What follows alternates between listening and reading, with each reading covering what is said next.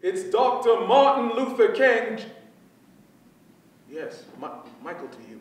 We're set in Memphis in 1968, and it is Martin Luther King Jr. has just come back from delivering his famous Mountaintop speech, in which he implores people to press on and move on, whether it's with him or without him. And if only people had known how prophetic those words were. He's coming back to his motel, and he's just resting and trying to prepare for the next round of work that he's got to do. And he orders a cup of coffee. There's a knock at the door, and he meets a delightful, enchanting, and beautiful maid. Peme is a fantastic character to play because she is the force that brings King to earth. She cannot tell a lie. And we get a window into a little Memphis hotel maid that we never might have expected, and I don't think King expects it either. How did I get you in trouble? The first time I read it, you know, I sort of sat there slack-jawed for a little while because it was just so wonderful and irreverent. Hey! Can't make.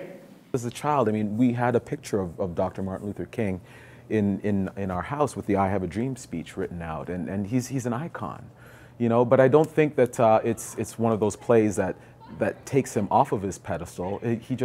He's humanized, but he's humanized in such a wonderful way. It's one of the most amazing plays I have ever read. I can say that honestly. It is an incredible piece. It's going to be an American classic. Like, it actually is.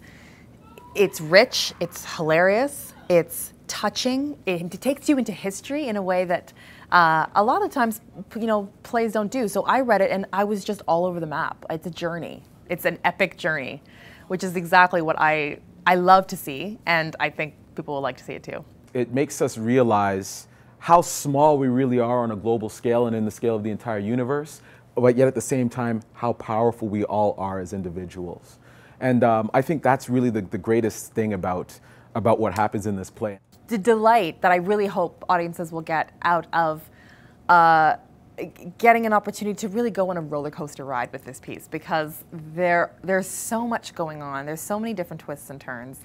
It's such a good time, honestly. It really, despite it's sometimes difficult subject matter, we don't always get a chance to have that experience in the theater as often as perhaps I would like. I think the audience will get a really, I hope the audience in a way is nostalgic for the time when we had the opportunity to be really surprised. It's fast, it's quick, it's everywhere. You know, you're going to go on a little roller coaster ride in just a short period of time, and I really hope that we get a chance to take you back in time in a really delightful way. And I think it's going to be something that will honestly leave people gobsmacked when they walk out the door. It'll touch you emotionally, it'll touch you spiritually.